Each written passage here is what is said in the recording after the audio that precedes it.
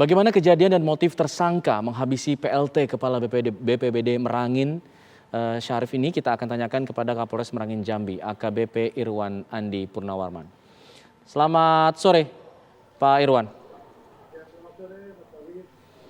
Baik, suara Pak Irwan masih sedikit kecil, kita akan coba perbaiki. Pak Irwan mungkin bisa diulang lagi? Halo? Ya, oke, baik. Baik. Baik, Pak Irwan mungkin bisa dijelaskan kepada kami mengenai kronologi kejadiannya sehingga kemudian akhirnya terjadi pembunuhan ini.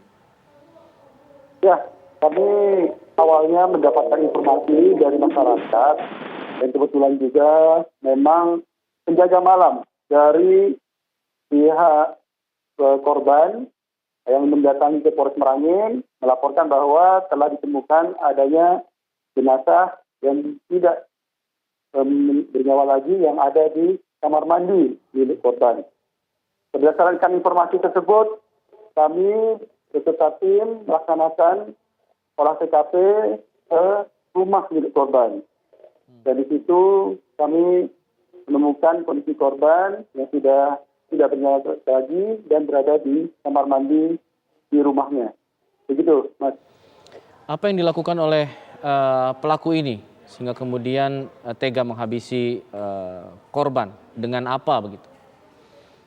Oh ya, pelaku melakukan perbuatannya dengan menggunakan ada sebuah linggis yang terletak di dekat mobil milik korban yang tidak jauh dari awalnya si pelaku berbicara dengan korban, kemudian pelaku langsung mengambil. Dan pada saat korban hendak mau masuk ke dalam rumah, pelaku langsung memukul korban.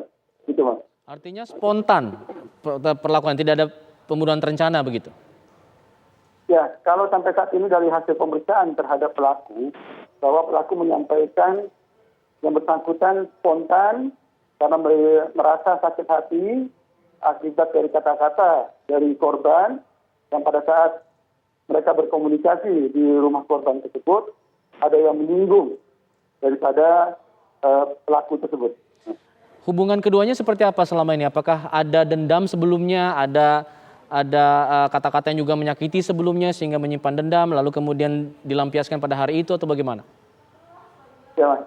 Jadi pelaku dengan korban adalah sudah mengenal lama dan pelaku memang sudah bekerja di rumah korban hampir lebih dari hampir 10 tahun, kurang lebih 10 tahun, dan bahkan istrinya juga bekerja sebagai asisten rumah tangga di rumah korban, termasuk mertuanya juga bekerja sebagai penjaga malam di rumah korban.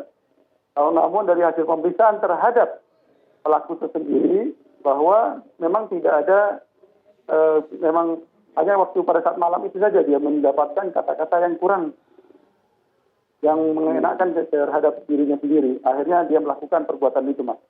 Ini disebutkan tersangka meminta bagi hasil dan upah. Apakah memang artinya selama ini ia tidak mendapatkan upah yang dijanjikan dan perjanjian yang ada yang dilanggar begitu oleh korban?